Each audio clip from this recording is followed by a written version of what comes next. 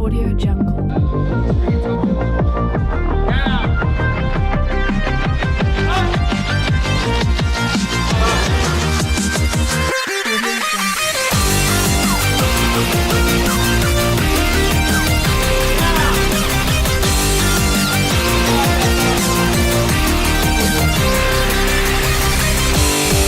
What's up, guys? Mike Penta here. Welcome to the Mind Gym. And today I have my guest, Amy Mandelbaum. You got it. And Amy Mandelbaum. I worked on that for a little while. She's a CrossFit Games athlete, a CrossFit Westport owner and athlete, a mother, and an entrepreneur. And we're going to talk to her today about her experience in the fitness industry, how she handles, being a games athlete, is at this point now a world-class athlete. It's not just some backyard a workout anymore. So we're going to talk to her about how she handles all that, how she sets her schedule up, how she became successful, how she's a mother, child in college and high school, how she juggles all that stuff, being an entrepreneur. So we're going to have her on the show and kind of talk to her and see how she does things and how she became, successful with CrossFit and as a mother and as a wife. So Amy. Hello. How are you? Okay. So let's talk about, first, I kind of want to dive into your fitness background. Actually, your athletic background. I honestly am one of the strangest competitive CrossFitters out there because I have no athletic background That's awesome. whatsoever. Yeah, it was a sheer accident. I lived in Manhattan with my husband. We had our kids there, and I used to do what all the other women in Manhattan do, which is eat lettuce and run 3 times a week to try and keep my butt small. This is going to be an awesome podcast. Yeah. I already know it. I love it. And that was my life. I just basically tried as hard as I could to stay as small as I could. Yep. Because that wafy thing was in at the time. Yeah. And we moved out to Westport after September 11th. And I went to a New York sports club and I was working out and met this girl who was like, hey, why don't you take this class with me? You might like it. It was an interval class. And so I did this interval class for, 3 times a week for, I guess, a couple years. And the woman who owned the gym was like, you should try this CrossFit thing. I've been doing this. You look like you might like it because you'd like to jump around a lot. And this was down with the Fairfield? Yeah, this is in Fairfield. And so I was like, okay, what the hell? At this point, I'm mother of 2 kids, living in the suburbs. I don't have the city around me anymore, so I didn't have the stimulation. I needed to get out and try new things. So I walked through the doors of this gym, and the owner was like, let's give this a shot. It was thrusters and shuttle runs. I'll never forget it. Yeah. And I'd never picked up a barbell in my life. Wow. And I picked up this barbell and started doing these thrusters and threw it down and put a hole in the wall. No way. And the owner was like, yeah, it bounced. It went into the wall. It stuck in the wall. And I was like, holy shit, I'm really sorry. He's like, just go, run. I don't care. Yeah. So afterwards. Old school CrossFit. No one cared about their facilities either. I know. That was the best part about it. I mean, this place was disgusting. It had insulation coming out of the ceilings. The walls were lavender. The floors were parquet floor that had holes in it. It was a total mess. Our first CrossFit literally had 2 posts in the middle of the gym. It was in terrazzo flooring. Yeah. It literally, we put a hole. Yes. We had to move out because it was a second floor. We put a hole through the floor and into the basement. And literally it was 3 months. We still worked out there, but worked around the hole. There's an enormous hole, and you can literally look down the hole and work out and see down the hole. Crazy. It was in an abyss. But we had the pull-up rig was drilled into the wall, into the beams, and the beams were just sheetrock with just sheetrock. So everything moved? The first day, me and my business partner at the time, we did a workout with pull-ups in it. We were both on the pull-up rig, and the pull-up rig, it literally reminds you of something like a fail video of when someone fails in doing a pull-up on the things in between. We literally both went up at the same time. The thing ripped out of the wall. We were laying on top of the thing was Thank God no one got hurt. Back then, though, no one really cared. It was crazy. That's it was what this was like. Yeah. And so go ahead. I mean, I liked it, and the guy was like, "Do you want to do this?" And I was like, "I'll come back and try it again." So I came back, and the next workout was Murph. It was on Thanksgiving, and I'd never done it before. I couldn't even do a pull-up. I did it all with bands, and the only thing I could really do was run at the time. Everything else I was miserable at, but I really liked it. And so he said, "Why don't you join?" And I said, "Okay." It wasn't expensive at the time. It was easy to get to for me. Yep. That class times worked around my kid's schedule. So I joined the gym. And 2 months later, he talked me into trying a competition. And wow. it was That was that quick. It was quick. It was Rob Orlando's. He used to have a winter competition at Hybrid down in Stamford, and I took second place. And he was like, "Okay, let's do this. Training. Let's do this." And I was like, "What are we doing?" He said, "You're going to compete."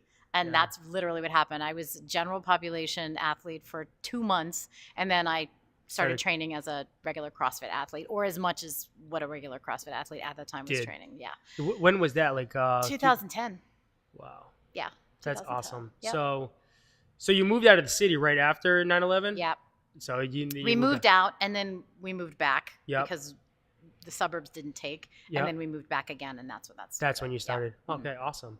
Now, what that whole journey leading into, like, so talk about it in the beginning stages of like starting to compete. Like what were your goals? I always love to hear, like, what were your goals in the beginning to now what are they? Because they're got to be completely different. I learned really quickly that each competition was more about figuring out what I was bad at and what I needed to work on, as opposed to whether or not I could win. Yeah. The winning piece for me was never, I mean, as much as that's important when you're in a competition, it was more about learning and growth. So if I happened to take first, second, or third place, it was like happy luck. It had nothing to do with why I was there. So that was in the beginning. Yeah, it was really more about challenging myself. And honestly, that's been the continuous piece for me, is that I love the process of the journey. I love the learning piece. I love opening up my programming, every weekend and going, oh, geez, this is what I get to do this week. This is awesome. I wonder if I can accomplish that. So for me, in competition, it's really about how I further myself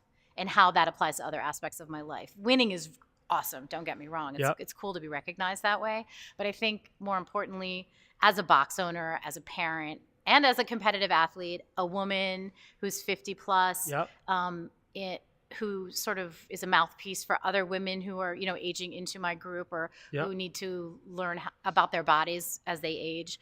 I think that the journey of it, and understanding that you can continue no matter how old you are, whatever your physical issues might be, is the most important part. So for me, in the beginning, it was just about attaining skills, becoming better at things, getting faster, getting stronger, and feeling good about the workouts. And if I didn't feel good about the workouts, why? The why of it, and how that would lead me into the next thing. Now, have you ever followed, I want to talk about two things that you talked about. One is the process. Like you said, you enjoy the process. I think that's one of the most, in fitness in general, in life in general, I think everything's a process. And if you don't literally like that process, you're going to make it miserable on yourself. Yeah, then why do it? Why do it? And I try to explain to people all the time, is especially with health, you only have one body. So to me, it's always like, that should be one of the most important things you focus on in life, is to try to be around as long as you can and take care of yourself. Sure. So that should always be the motivating factor for a lot of things. But after that point, I mean, you have to figure out, like, why am I still doing this, and what's important. And it's so important to, like, just enjoy the process of being healthy and stop making it seem like, oh, I have to do this, and just make it like, I want to do this. Like, this is important for me. Like, that'll get people over from, the quit. There's a lot of turnover in fitness. That, Sure. A lot of people are very successful very quickly. They no longer see those early on, quick results, because you went from being sedentary, now you're working out. You're going to see something, you know what I mean? So then, ramp up. So you're like seeing ridiculous amounts of like weight loss, and you're feeling better, but then all of a sudden that's going to start to become part of your norm. Like, now fitness is part of like maintaining and staying healthy, and you have to understand that's the process and enjoy that part of it, or you literally will turn over and wait until January 1st, which is right around the corner. Well, I think as a box owner and a coach, it's incumbent upon me and my other coaches, any other box, I would think, to explain that process to every athlete that walks through the door, and to keep your eye on the people who've been there for over a year, 2 years, so that they understand that it's that the journey might slow down, but it doesn't change. Your body's going to continually change, and your gains will be different. They might be mental gains. You might try something outside of the gym that you wouldn't have tried otherwise. You might say yes to a project at work that would have scared the crap out of you 6 months ago. So you have to look at, all of the goals, not necessarily goals, all of the things that you gain from the training, as something that you attain from the physical being in the gym. Yeah, it's important. And this is what I do in my gym, is the beginning of every year, I don't want people to talk to me about their fitness goals. especially if they've been to the gym for a Right. long time.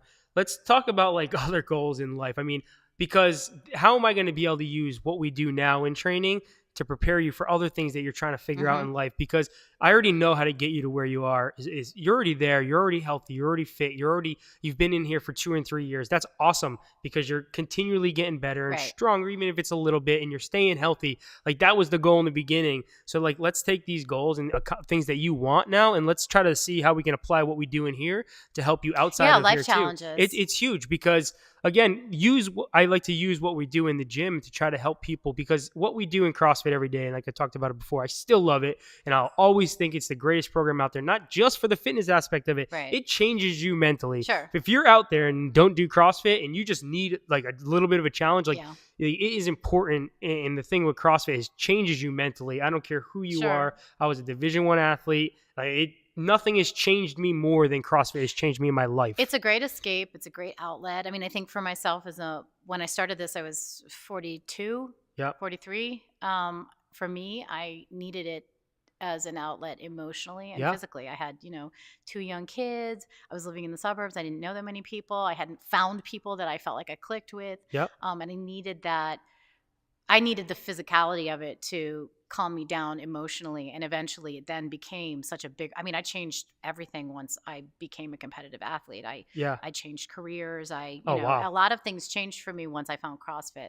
And I have found here, as a coach, that my members trust me with a lot of their personal information. I'm sure you have the same thing. People will come in and close the door and start telling you things that and unload on you that you wouldn't necessarily hear just the best randomly. Trainers are the best therapists. It's true, because they're comfortable. If someone's comfortable with you, you're doing a great job. Exactly. And so I have all of this personal information about people that they trust me with. And what I have been able to do as sort of an impartial person without trying to be a therapist is to encourage people to take some chances or be very honest with themselves and be honest with the people around them, because that's what this is about. Absolutely. It's really about being honest with yourself and being honest with your community. So if you can do that in the gym, if you do all your reps, even if they suck, if you don't break parallel and in a wall ball and then go back and do it again, like that's going to integrity is everything. Exactly. That leads itself to, being a better person outside the walls here. So, I think that that's part of it. So you as a D1 athlete might have needed CrossFit as a physical outlet. I needed it as an emotional outlet, and that led me to a much healthier lifestyle emotionally as well as physically. Yeah, I didn't even need it. I didn't even have it when I was a D1 athlete. I literally changed me because I was competitive since I was 3 years old. I started playing hockey when I was 4. I started playing baseball when I was 5, and then football, and that led all the way up. And then literally college football ended for me when I stopped playing, and there was nothing. Yeah. I have a lot of athletes here who were former college athletes who have the same problem. Like they miss that piece, that, that blood, sweat, really horrible, licking the floor, vomiting type thing. And then I started gaining weight because it went into just a normal workout routine. Just going to work out, get out, lift weights, curls. And then I would make the excuse like I'm trying to just get bulkier, and then all of a sudden it's just like, holy shit, did I get unhealthy quick? And then CrossFit literally gave me something to work towards every single day, and it still does to this day. I've been doing it now for 9 years, just about CrossFit, and I'm gonna have bad weeks, but the good thing for me is like I got out of the competitive stuff. For me personally, I couldn't do it anymore. I was past that for myself. But we have a couple games athletes at the gym who I love watching train. And it's amazing. That's the thing. It's like you're always going to have different levels of people. It's good to talk to someone who's a coach too, because you see that you're a competitive athlete, but you also see the progression of every single person in your facility. Everybody's different. Everybody coming through this door, everybody's has a different resting metabolic rate, burn calories differently, eat differently. So yes, you have this one big program, but you have to try to structure it around individual people. That's the fun of it though, really. Absolutely. Like sometimes people walk through the door and I'm like, okay, what are we going to do with this person today? How are we going to scale that? Or how do I challenge them more? What I really try to do here is to scale up. As opposed to scaling down. So for me, we'll program and give people options to challenge themselves more. And, if they can't do it, then we take them to another place. And that's the thing. We have 3 levels of programming in my gym. We have level 1, level 2, level 3. Fitness performance competitor. I think a lot of people do that now. But we do that one as we grew. I think it was important as more of like, I guess, I don't even really know. I guess the moms and the dads and the people who weren't athletes were coming in the gym.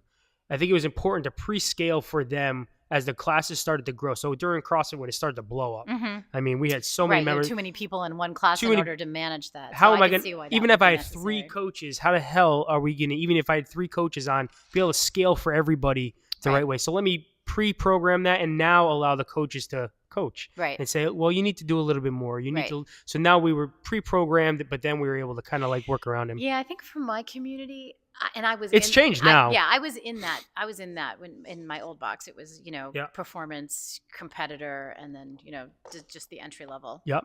I think my bigger issue is what it did to the community itself when you separate out athletes like that. And see, I took away the whiteboard though.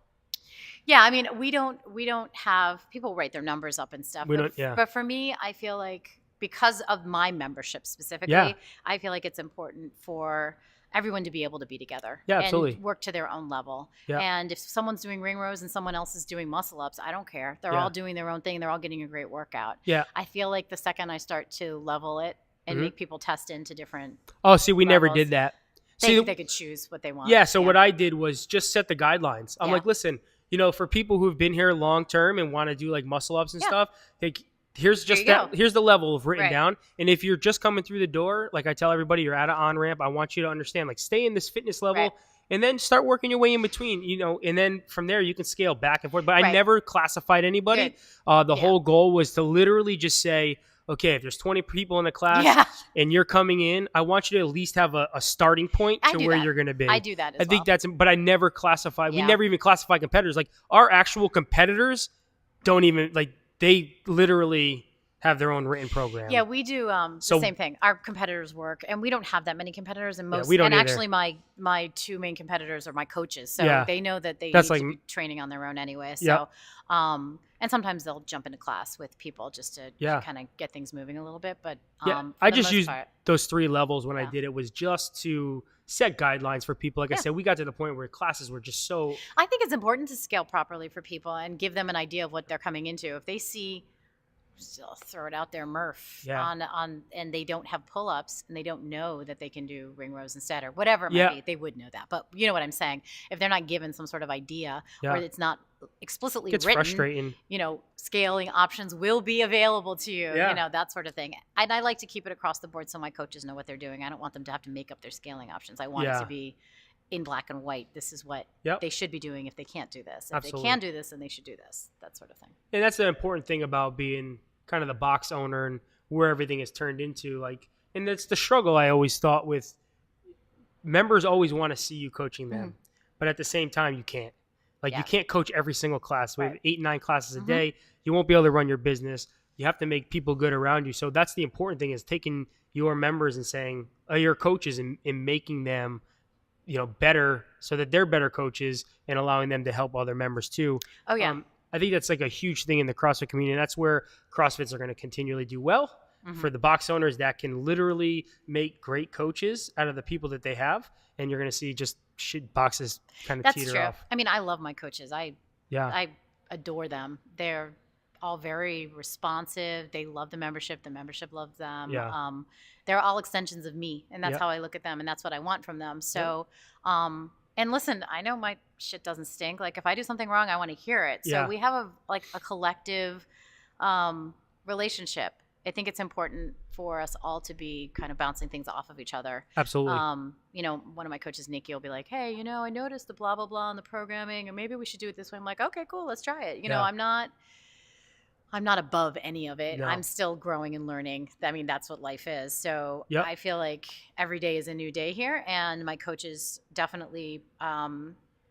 That's a big thing. I mean, for you to say that, because that's one of my biggest faults. And that's another big thing about a leader, is trying to understand that you have faults and try to figure out. But you, like you said, I think the best thing I've learned recently is a great leader listens. Yeah, you have to. And then, for me, it was like, okay, I'm doing so much. I just got to get this done and move on to the next thing. I mean, I won't say that I'm not a jerk sometimes. I'm like, I don't want the kettlebells there. I want this hung up this way. Those rings go over there. Like, I am definitely a little OCD about certain But things. if someone gives you advice, you're open to it. Yes, and absolutely. And whether you take their advice or not, you're still going to listen to it. Yeah, absolutely. Or I'll incorporate it in some way, or I'll take a piece of it. Or, maybe it's just the fact that someone said to me, it didn't sound right when you said X. Yeah. I have to say to myself, okay. Yeah, you gotta. I mean, I've had that happen with members before. Oh, yeah. And I have an open door policy with them.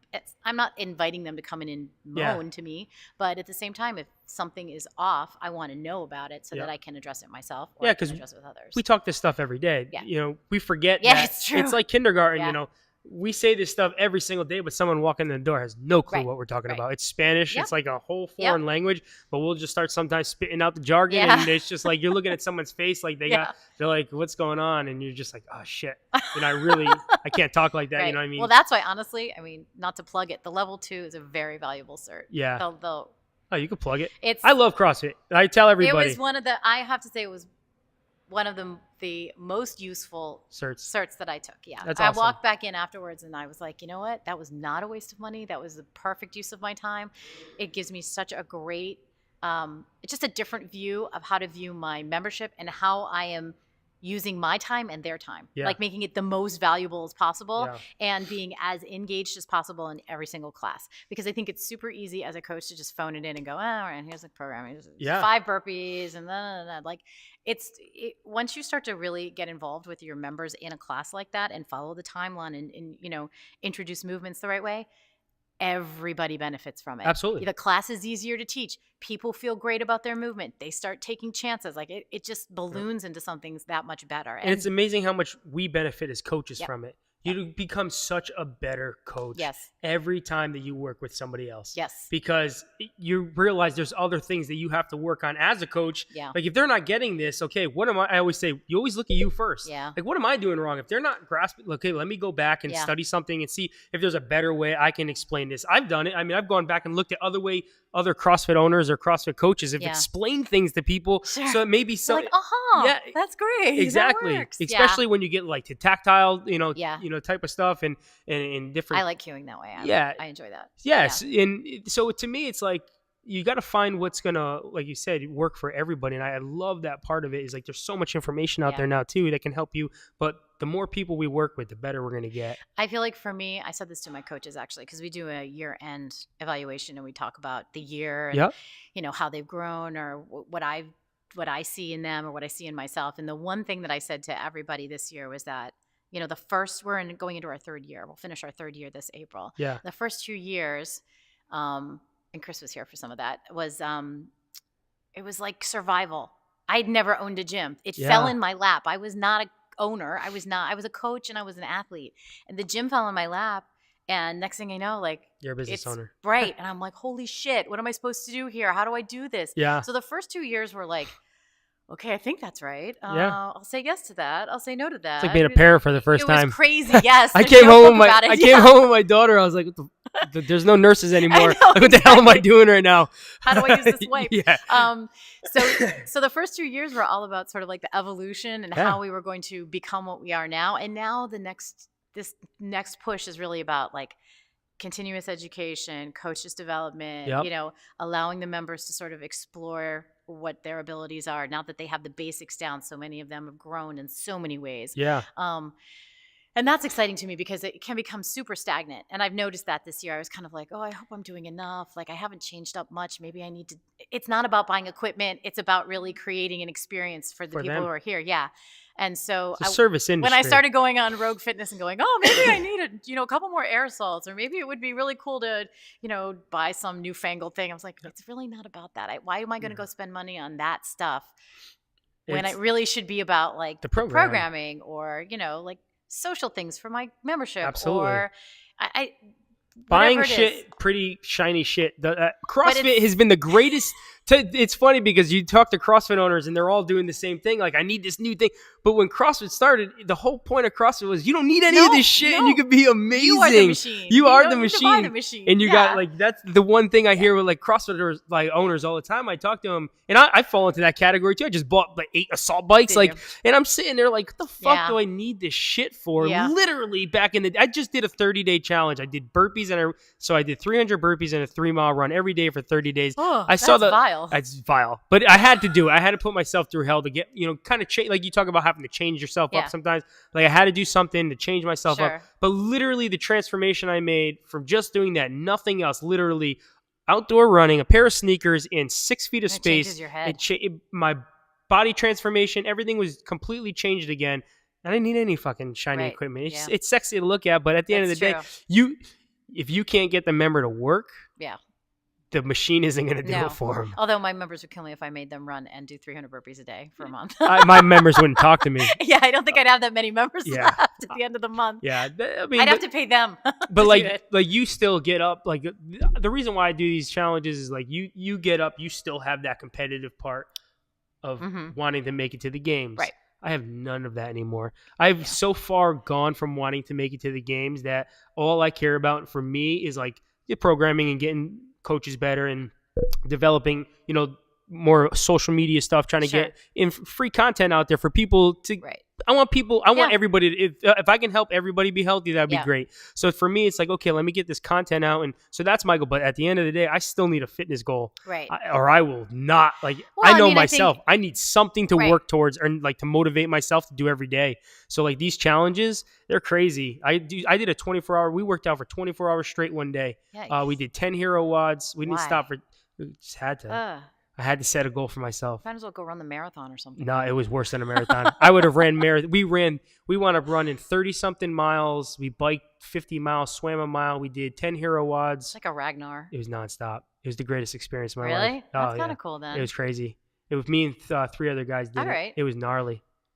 Yeah, we wound up doing, we did. I can see that being beneficial if you're doing it with other people who have the same goals, who are pushing each other, and you're like a team saying, let's do this. It got ugly quick. Yeah, I'm sure. By I think hour 18, we were arguing with each other, like who didn't want to go fucking run this part. Great. It got crazy. We got delirious. But again, it's one of those challenges that you just kind of give yourself. I think that for I said this before. Most of my membership are here for health and fitness, and that's really the type of gym we are.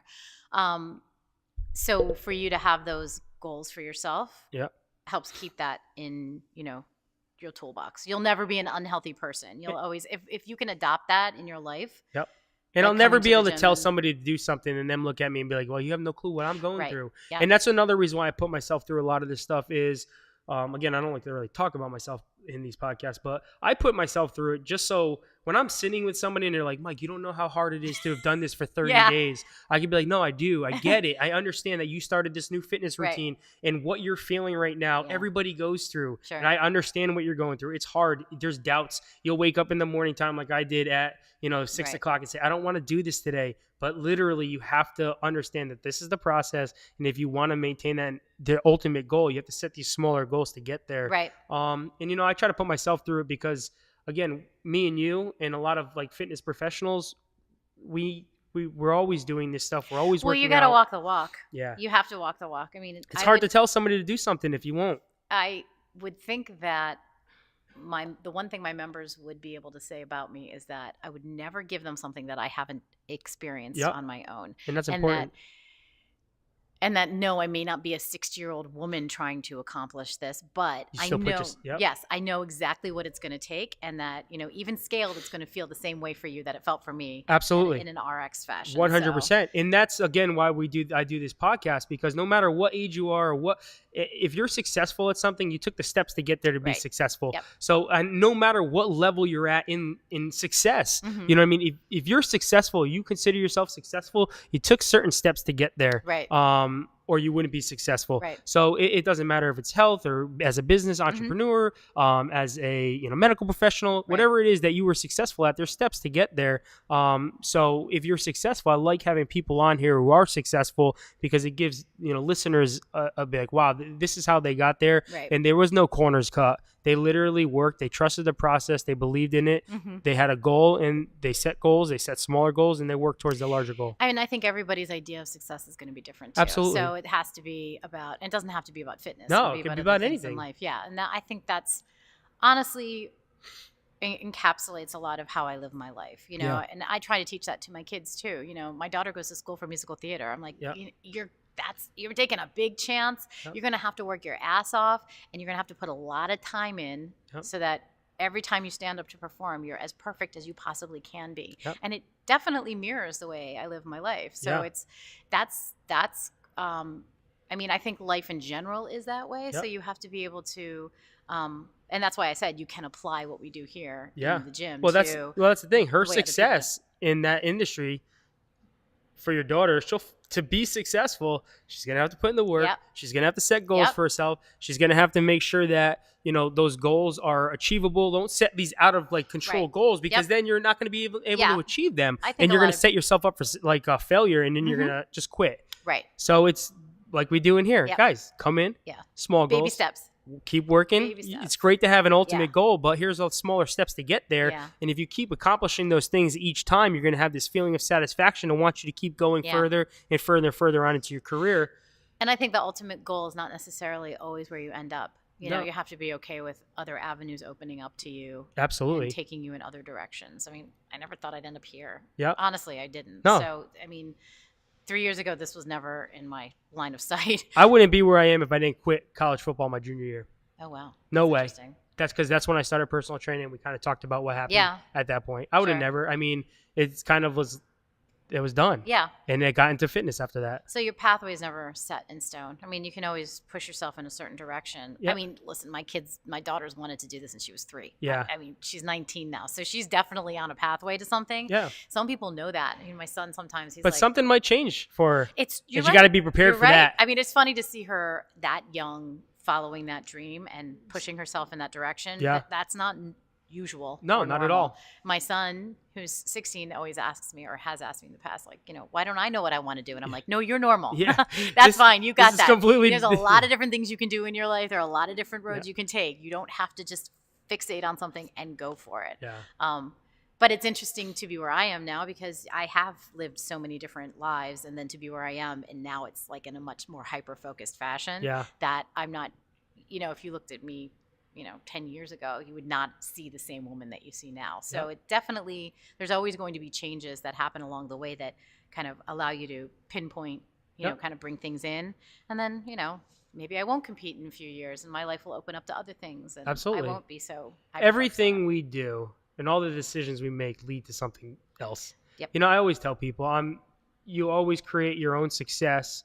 I don't believe in luck too much. I mean, unless I won the lottery, that would be Right. considered luck. That's not But bad. Yeah. I wouldn't mind it.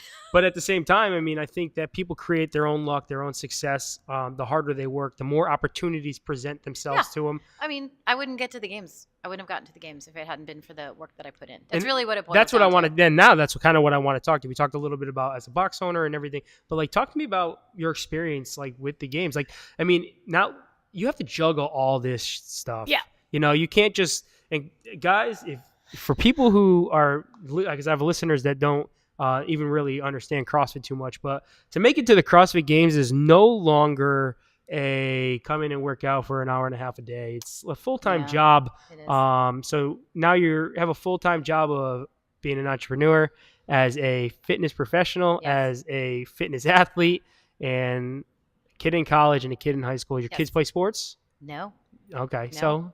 So talk to me about how you juggle all that and what it really goes into you making it to the games. So What's your training like? Well, my training is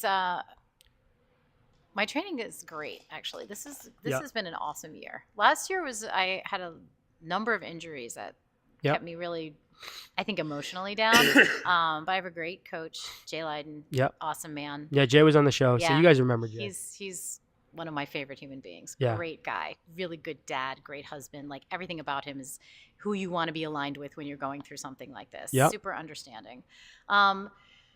So my training is I train 5 days a week, generally 2 to 3 doubles a day, 2 to 3 doubles a week. I swim once a week, and I have one just total off day. So Yep. Thursdays are my swim day, and then Friday, Saturday, I train. Monday, Tuesday, Wednesday, I train. And the way I work it for myself is I coach in the mornings, and then after I finish coaching, I go right into my training. Yep. So I would train, I'll say, from 11 to 2:30 every day, and then I go home to my life. Yeah. I bring my work home with me. I work at home. I don't stay in the gym the whole day. Yep. So if I have paperwork to do, bills, Yep. correspondences to deal with, any programming, anything gym related, I'll do that at home Yep. from 3 to 3:30 on, so that I can make dinner. I walk my dogs. I can be not a CrossFit person. Yeah. So I really figured out a way to That's okay. to compartmentalize my life so that when I'm here, I'm totally focused on this. Yep. And I think it's taken me a long time to figure it out. But when I train, I try to train. I try very hard not to get pulled away. Like sometimes people come into the gym or, a member has a question or I get a phone call. I will deal with anything. I'm not afraid to stop what I'm doing and help other people. But I'm very focused on getting what is programmed for me done. I also do active life performance care. So what I'll do is get up early in the morning, come into the gym, do my active life first, coach, and then go into my training. If I have a PM, I'll sneak it in everybody's gone. Maybe my son is somewhere. My husband's not going to be home till 8 o'clock or whatever. I'll come in, get my half hour to hour session in, and then go home. When I get home, no CrossFit. It's not a CrossFit house. We don't talk about CrossFit. I don't talk about the gym. I work very hard to separate this life from my family life. Yep. Does anyone in your family do CrossFit or no? My daughter and my husband CrossFit. Oh, cool. My son comes in when he can. He's super busy, but when he can be here, he is. But my daughter CrossFits, and my husband, who's one of my partners here in the gym, he CrossFits 5 times a week. Nice. So it's a part of his life as well. Not on a competitive level, but he's here for fitness. That's honestly, I have to say the biggest success for me is that I don't eat, sleep, breathe, live, poop CrossFit. I try very hard to leave it behind me. I think in the beginning it was all encompassing. Like everything was about CrossFit. What I was eating or how well I did in the gym. I would carry a good workout with me for the rest of the day, or a bad workout would piss me off for the rest of the day. I really let it impact me emotionally. And I figured out over the past couple of years that it's important to separate the two. And I think that gives me more success within my workouts because I can really focus completely on that workout and know that when it's over, it's over. Awesome. Now, when was your first year making it to the games? 2000. Oh my God, 2012. So have you made it every year since 2012? 2012, 2013, 2014. 2015, I made it, but I didn't go because we had a family emergency. So I had to withdraw like 3 days before the games. Oh, wow. 2016, I took off. I took the year off to get my daughter into school. We had to travel and go to colleges for auditions and stuff. So I didn't compete that year. It was a great year. And then it was a great year. And then last year, I made it. Yeah. That's so awesome. It's been, as soon as they opened up my age bracket, that's when I started qualifying. And in 2010, I qualified for my team. Yep. But it was my daughter's first weekend of visiting day at camp. It was her first time she'd gone to camp. It was her first weekend day, so I gave up my spot on our team to another competitor.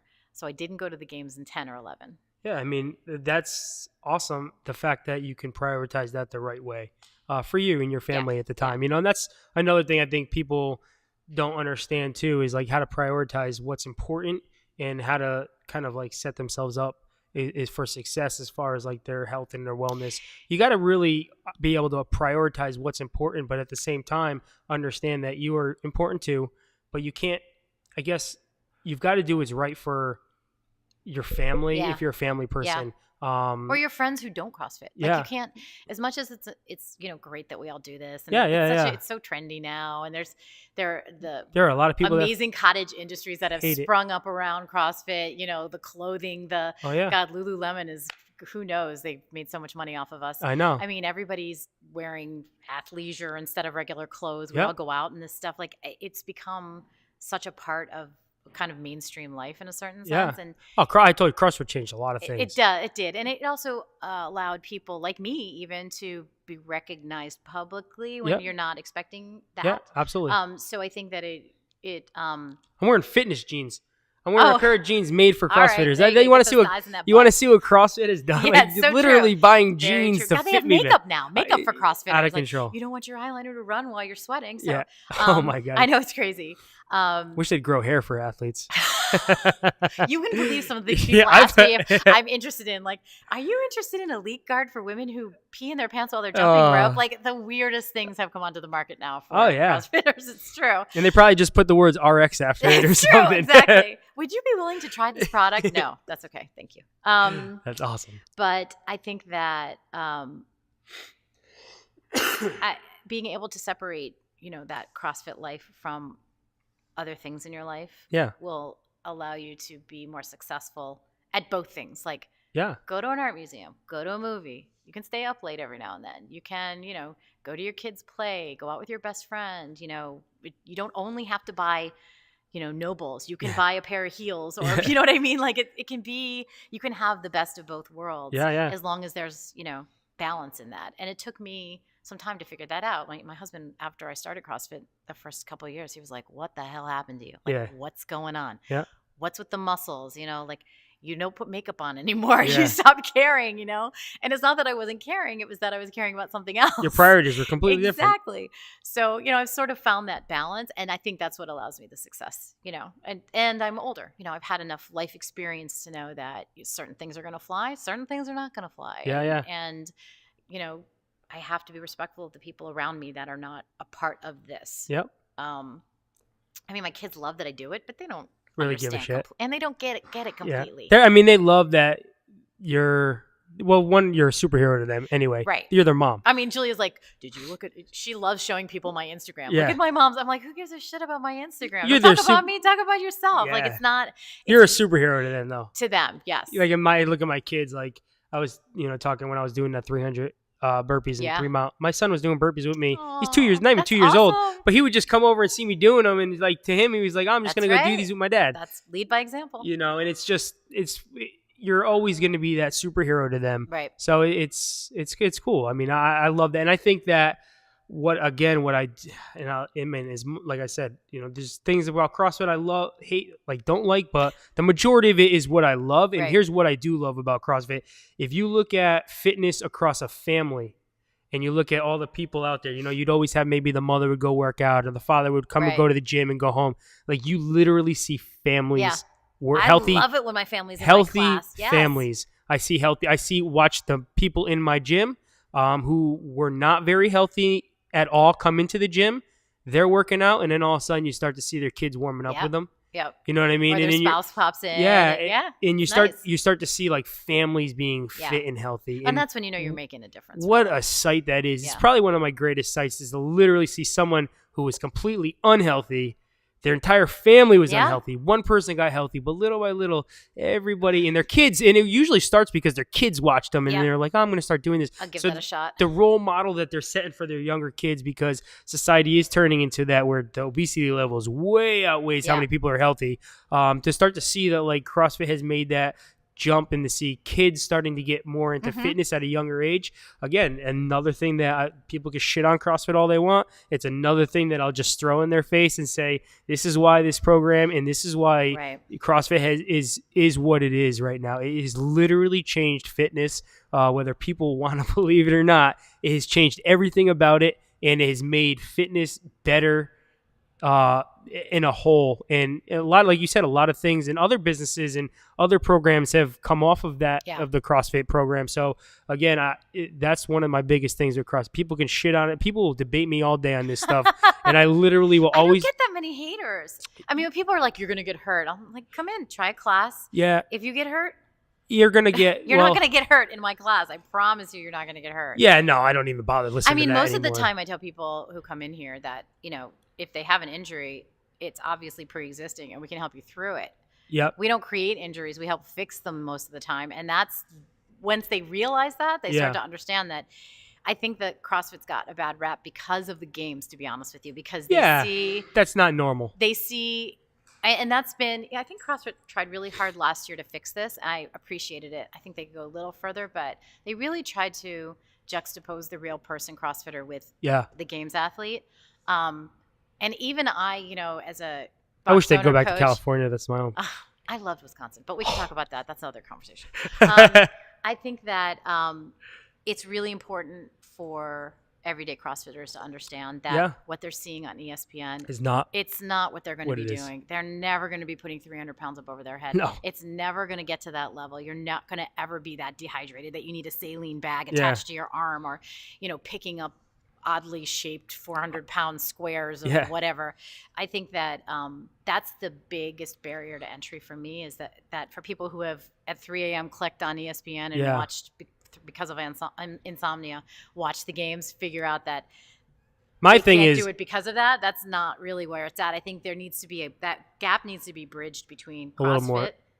CrossFit as a fitness Yep. industry and CrossFit Games. Yeah. I mean, it's like saying if you go out and play football, you're You're going to gonna play be a for pro. the NFL. Yeah. It's the No, same you're right. thing. Yeah. Yeah, you're 100%. You know, with me, I deal with a lot of like fitness professionals now outside of CrossFit, Mhm. and it's always the same thing. So it's not, and people that are interested in CrossFit, the number one thing I get is I don't want to get injured. Right. Like, you know, most people that walk through your door, and that's, you got to talk to them about Yeah. that. But like, it's always people like, if I'm going to talk to them about setting up a podcast, they're Yeah. like, oh, CrossFit. And I'm always Yeah. like, here we go. Let me try to like knock this guy down Sure. a couple notches and explain to him what the program is and how beneficial it has been. Because like anytime there's success in any industry, and Coach Glassman has been as successful as they get in the fitness industry Sure. out of anybody. He's probably the most well-known, because people hate him and love him, Yeah. which made him even more popular. But you know, people are always going to try to knock down what someone's doing when they're successful. And this program is just another one out there. Some people see success of a program, they want to try to, I guess, go against it and play devil's advocate the whole time. I mean, I feel like for me, in my gym, the beauty of it for me is that when you walk in, if you don't know CrossFit, you Yeah. really don't know anything. You just see a woman Working in out. workout clothes Yep. who's going to take you through a workout routine or, you know, a process, teach you some movements. I'm not that Yep. daunting as a coach. I mean, I'm sure I come off sometimes as a little, you know, I'm hard. I can be hard, but Yep. I'm not a bitch, and I don't walk around like Yeah. looking Like you're the shit. exactly. So it's everybody's humble. Yeah. Everybody, and so it's much more approachable. When someone walks through the door, I'm like, yeah, come on, let's go. Let's go. You know, Absolutely. it's much more low key. We're not so high on ourselves here that we would think that, you know, anybody shouldn't be doing CrossFit. No. I think, and that's the big thing when you walk through the door is someone walks through, they've got to feel comfortable. Yeah. Or they're Yeah. lost. I mean, sometimes the music's a little inappropriate, and we have to fix that. Believe it or not, you people know. don't even mind that. I know. But when I'm coaching, sometimes I hear some things. I'm like, I think the biggest when thing do is turn that off? I tell CrossFit coaches the biggest thing is someone walks through your door, run to them, shake their hand, Yeah. introduce yourself. Introduce Say, yourself. I'll be Say, right hey, with how you. you doing? Check this out. And I always say to the same thing. Hey, what you're looking at right now, every single person walked in the door like you did, and they're That's seeing the great. same thing. That's And it's the perfect. first thing I say to them. I was like, don't worry. Like, this just looks like Yep. organized. It just looks like chaos. Yep. People are lifting. And then I'll go back to coach. I'll be like, I'll be done in Everybody's 10 so minutes. friendly, I think, most Absolutely. of the time. Just And then when bring they're them done over with that. class, they run over to them. They talk Yeah. to the person. I don't even have to sell a lot of times Yeah. anymore. My members sell It's it for nice, me. isn't it? It's awesome. Well, that's when you know your membership's happy. Yeah. You know, they're doing the work for you. So what would you I would like to leave off with some advice that you would give to, you know, anybody out there looking to achieve, like, I guess we're coming up on the new year. Yeah, we are. Everybody's got New Year's resolutions. Mm-hmm. What advice would you give to somebody that's really getting into a workout program, but the advice to give them to stick it out? Like we know we've been doing this now for a Mhm. long enough time where we're going to see people in the next 3 months and they'll start to tailor out, off as leave soon as away, yeah. summertime. So what would you tell someone, even if it's not CrossFit, just a fitness routine or a nutrition, what's the biggest thing you would I say think- is going to set them up for success? I long term? would tell this to anybody, whether they're looking to compete or whether they're looking to just try something new, and Yeah. that is expect failure. Yep. When you fail, understand why you failed, Yep.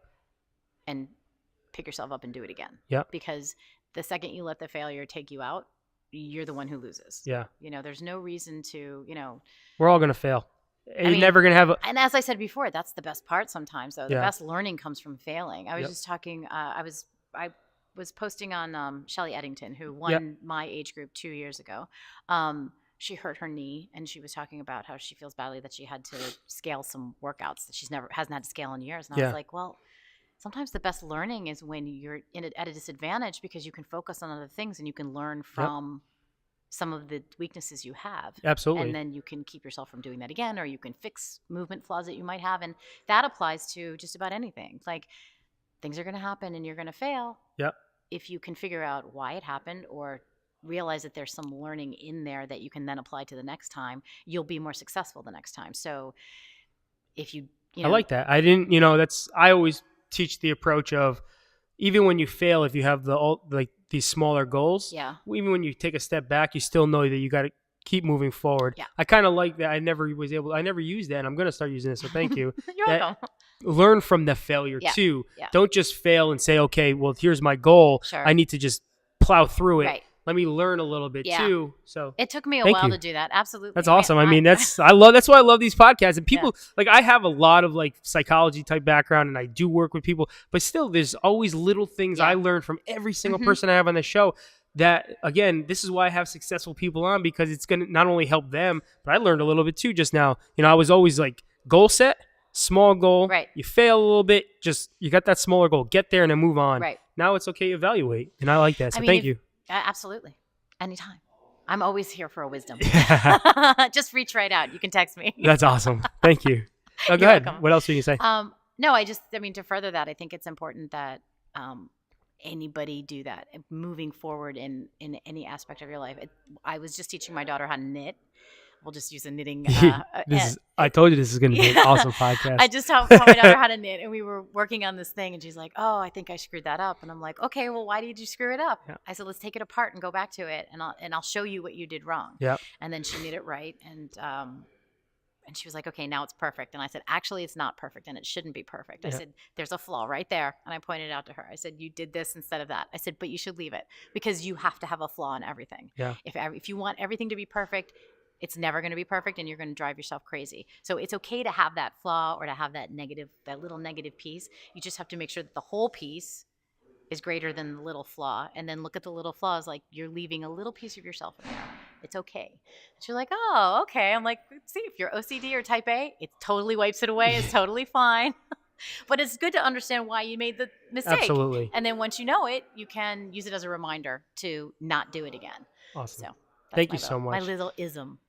That was an Amyism. My Amyism. We're going to leave you with the Amyism. I'll teach you how to knit next time. Heck yeah. That's going to be our next podcast. We're going to do new skills from Amy. We'll do scarves, dog coats, you name it. CrossFit Games Hats. athlete and apparel maker. Amy, thank you so much Nice for to being on meet the show. you. Nice Great hanging meeting with you. Thank you so much. Thank you. Thank you, guys.